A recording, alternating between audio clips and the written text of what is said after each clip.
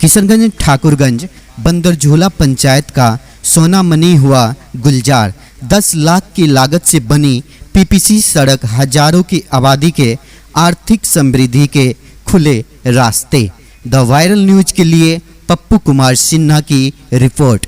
एक और जहां पिछले 1 दशक से बिहार में सड़कों का जाल बिछाया जा रहा है, वहीं कुछ ऐसे भी सुदूरवर्ती गांव हैं जहां आज़ादी के 75 साल के बाद भी ग्रामीण अच्छी सड़क को तरस रहे थे। ऐसे में किशनगंज जिले के ठाकुरगंज प्रखंड अंतर्गत बंदरझूला पंचायत के सोनामनी गांव वार्ड नंबर 7 में तकरीबन 10 लाख की लागत से पीसीसी सड़क निर्माण कार्य से भारतीय सीमावर्ती क्षेत्र के अलावा नेपाल के सीमावर्ती इलाकों के लोगों को स्थानीय मुखिया इकरामुल हक ने एक बड़ी सौगात दी है। स्थानीय ग्रामीण बताते हैं कि इस सड़क के निर्माण से सैकड़ों की संख्या में बसे आदिवासी समुदाय के लोगों के अलावा सीमा पर स्थित एसएसबी कैंप के जवानों और पड़ोसी राष्ट्र नेपाल के हजारों लोगों को अब सहज और सरल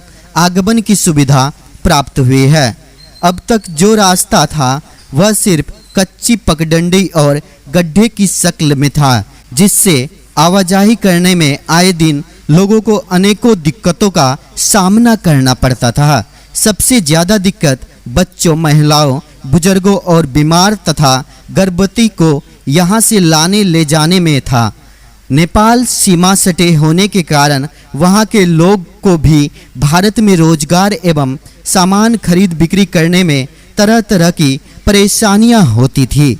यह सड़क बनने के बाद लोगों में काफ़ी उत्साह है। ग्रामीण मुखिया इकरामुल हक को शुभकामनाएं देते हुए बोले कि उनके कार्यकाल में बना यह पीसीसी सड़क हम लोगों के लिए सबसे बड़ी उपलब्धि से कम नहीं है। इससे हमारी आर्थिक स्थिति में सुदृढ़ होगी और बच्चों का भविष्य भी उज्जवल होगा। इस बात मुखिया इकरामुल हक ने बताया कि मुखिया पद में जीतने से पहले ही यह उनकी प्राथमिकता सूची में रहा है। उन्होंने जीतने के बाद बनवाकर लोगों को सौंपा है। क्या नाम हुआ? मोहम्मद फैजुल। ये रोड कहाँ से कहाँ तक बना है? जी सर, लखन का घर से लेकर सोनामनी लास्ट एंड तक। अच्छा, कितना चौड़ा रोड है ये 10 फीट चौड़ाई है। क्या क्या फायदा होगा? ये हजारों के संख्या के लोग हैं यहाँ, सारे आदिवासी टोला है, नेपाल का बॉर्डर से जुड़े हुए हैं। एसएसबी कैंप है। इसके बीच में हजारों की लोगों की संख्या के आना जाना हो रहा है। इन लोगों को इस रोड से बहुत ज़्यादा फायदा हुए हैं। पहले इसमें आज 1 साल पहले बहुत ज़्यादा गड्ढा होते थे इसमें, तो हमारे मुखिया इकरामुल साहब इन रोड के बीच में बहुत विशेष ध्यान दिया है और उन्होंने 1200 फीट रोड ढलाई किए हैं।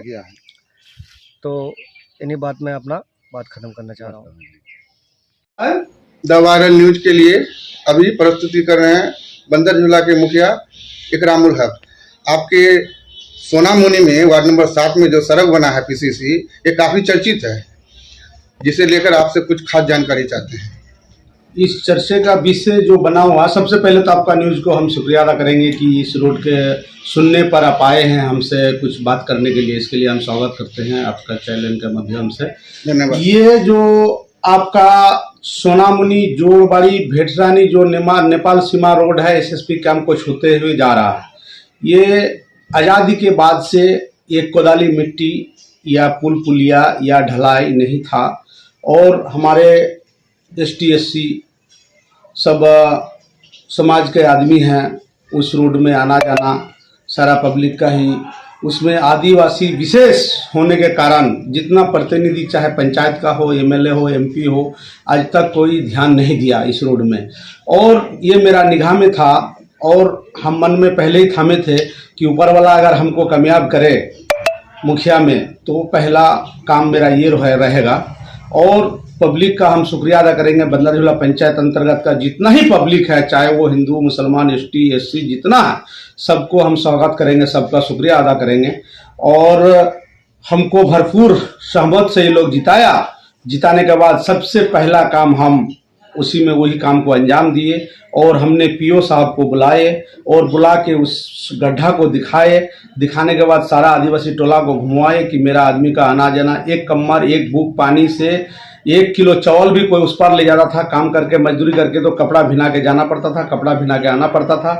तो मनरेगा का तहत हमारे पीओ साहब के हम शुक्रिया अदा करेंगे कि वो इस विशेष ध्यान दिया इस बात में, और मेरा बात को मद्देनजर देखते हुए और मेरा बात को रखते हुए उन्होंने एक एस्टीमेट हमको बना के दिया। वो मिट्टी और ये कलभट वो बहुत चर्चित में है, और वो 10 लाख का करीब वो एस्टीमेट में, जिसमें 25-30 लाख का लागत से सरकारी राशि से वो बनता, जिसमें हम लोग 10 लाख में ही निपाट के उसको कलभट भी बना लिए और मिट्टी का कार्य भी कर लिए, बीच में कट भी गया। फिर हम अपना ग्रामीण सब मिल के वो भट्ठा से टुकड़ा ले जाके फिर उसको बंद करा के अपने से कलभट खरीद के ले जाके फिर बगल में एक छोटा होने के कारण एक कलभट भी देना पड़ा हमको, बमा टाइप का देके उसको इस बार सक्सेस किए हैं। और फिर हम इस बात को रखे हैं कि पीओ साहब, क्योंकि सर अगर आप मेरे यहाँ पीसीसी नहीं देते हैं, डीएम साहब के आदेश हैं कि पीसीसी बिल्कुल ही नहीं होगा मनरेगा का तहत। हमने रिक्वेस्ट किए पीओ साहब को कि सर आप आगे तक मेरा बात को बढ़ाइए, और ये मेरा आदिवासी टोला होने के कारण इस कलभट को रोकने के खातिर हमको एक पीसीसी दिया जाए।